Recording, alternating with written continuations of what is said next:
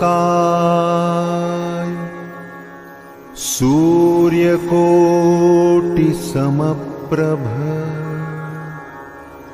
निर्विघ्नं कुरु मे देव सर्वकार्येषु सर्वदा। हिंदू सबसे पहले गणेश भगवान का ही पूजा क्यों करते हैं?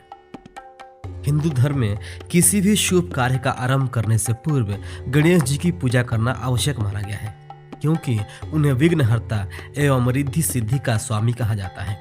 इनके स्मरण, ध्यान, जप और आराधना से कामनाओं की पूर्ति होती है एवं विघ्नों का विनाश होता है। वे शीघ्र प्रसन्न होने वाले बुद्धि के अधिष्ठाता और साक्षात प्रण स्वरूप हैं। गणेश का अर्थ है गणों का ईश, अर्थात गणों का स्वामी। किसी पूजा, आराधना, अनुष्ठान एवं कार्य में गणेश जी के गण कोई विघ्न बाधा न पहुंचाए, इसलिए सर्वप्रथम गणेश पूजा करके उसकी कृपा प्राप्त की जाती है। प्रत्येक शुभ कार्य के पूर्व श्री गणेशाय नमः का उच्चारण कर उनकी स्तुति में यह मंत्र बोला जाता है, वक्रतुंड महाकाय सूर्यकोटि समप्रभा निर्विघ्नं कुरु मे देव सर्वकार्येषु सर्वदा। अर्थात विशाल आकार और टेढ़ी सूंड वाले, करोड़ों सूर्यों के समान तेज वाले हे देव गणेश जी, मेरे समस्त कार्यों को सदा विघ्न रहित पूर्ण संपन्न करें। गणेश जी विद्या के देवता हैं।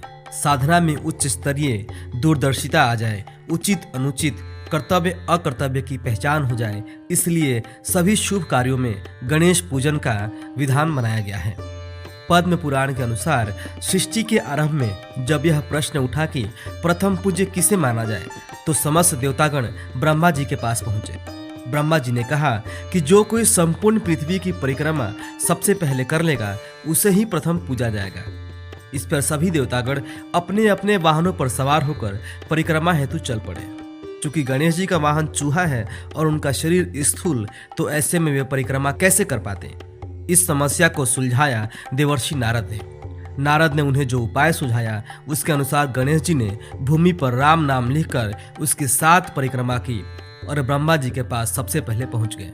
तब ब्रह्मा जी ने उन्हें प्रथम पूज्य बताया, क्योंकि राम नाम साक्षात श्री राम का स्वरूप है और श्री राम में ही संपूर्ण ब्रह्मांड निहित है। शिव पुराण की एक अन्य कथा के अनुसार एक बार समस्त देवता भगवान शंकर के पास यह समस्या लेकर पहुंचे कि किस देव को उनका मुखिया चुना जाए।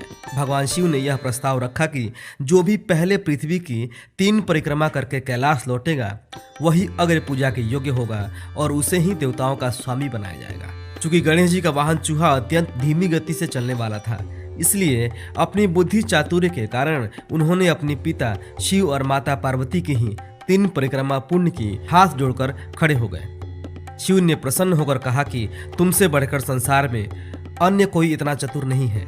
माता पिता के 3 परिक्रमा से तीनों लोकों की परिक्रमा का पुण्य तुम्हें मिल गया, जो पृथ्वी की परिक्रमा से भी बड़ा है। इसलिए जो मनुष्य किसी कार्य के शुभारंभ से पहले तुम्हारा पूजन करेगा, उसे कोई बाधा नहीं आएगी। बस तभी से गणेश जी अग्र पूज्य हो गए।